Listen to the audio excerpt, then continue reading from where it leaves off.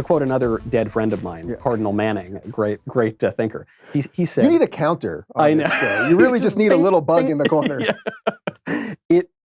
Cardinal Manning had this line. He said, at bottom, all human conflict is theological. And this, I notice, is something that keeps coming up as you're talking, which is the secular issue. There's nothing to lean on. There's nothing to believe in. There's no objective reality.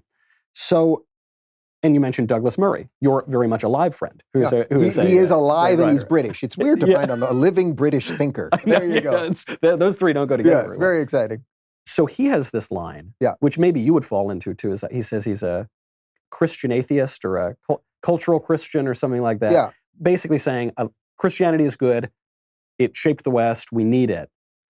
But I myself cannot believe. Yeah. Well, Douglas also happens to be gay. Yeah, that's right. It is just a part of him. It is not the sum of who he is. You know, I until you said that, I had forgotten. And it's kind of like with you. I sometimes forget because you don't make it the centerpiece of your identity. You're not going to believe this, Knowles. I'm not constantly thinking about your sexuality either. Why not? You're not thinking about me? I got other things going on. All right, it's a lot to be thinking Didn't know about. I'd be insulted on my show today. You do have your nice olive skin. Thank you. Thank you, bring up often. But I think there is, look, Douglas, I don't know, I've interviewed Douglas a million times. We're very good friends. Yeah. I don't know of a position that Douglas holds that is different than my beliefs. Right. I've yet to find one. Now, Douglas, in a British sense, he calls himself a conservative. Yeah. Which, you know, again, without getting lost in that thing, it's basically what an old school liberal is. I have no problem if that's what conservatism is, and if acknowledging, as Douglas is doing in that idea, acknowledging that Judeo-Christian values, and as Ben talks about, the balance between Jerusalem and Athens, if acknowledging all of that is what makes the world go, is what gives us the underpinning to free people, well, then I'm a conservative, and that's absolutely But do you think, like, is it enough to acknowledge, as I think, as like every sensible person I know today does, as you do, as Jordan Peterson does, that you need religion, and you need like a good religion. Society cannot organize around anything else. It needs religion. Simply cannot do it. That doesn't mean that there aren't people, individual people. Yeah. Sam Harris, for example, I believe him to be a deeply moral person. He's a good buddy of mine. We've drunk many times. You know, like, I don't know if he would want that. We've had drinks many times. Just drinks. I don't know that he's totally been drunk. appropriate amount. I'll just say I've been drunk. Right. But Michael Shermer, Peter Boghossian, I know plenty of atheists who are good, moral, decent people. Those ideas cannot organize societies. They simply cannot. The idea that you can mindfully meditate the way to a good society simply does not work. And that, by the way, is why Jordan Peterson exploded the way he did. Yeah. And that also is, by the way, with Jordan being MIA right now, is why it feels like there's a hole in the internet, doesn't it? It does. Yeah. Because Jordan, not only did he show people that personal responsibility, clean your room is important, but he also said to them, there is something outside of you. Yeah.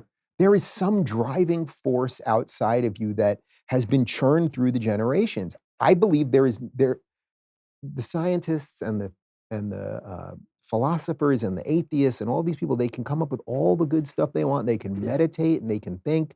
That cannot, it offers no defense when the barbarians are at the gate, and that's why every liberal institution is being destroyed. What is being destroyed right now? Harvard, academia. Oh, yeah. The New York Times is, every day the New York Times, it's like the New York Times is really in a core implosion right now. Yeah. You know how when there's a core implosion, like when a Star Wars or a planet is like imploding, it like takes a little while and then it crosses. There's the first bit. And I'm sure there's a scientific principle on that. Like, you know, there's a while where it's like getting hotter and hotter and hotter, and then it crosses that Rubicon, and then just the New York Times every day, it's like, holy cow, you guys are like, we all saw it, but now this is just beyond bananas.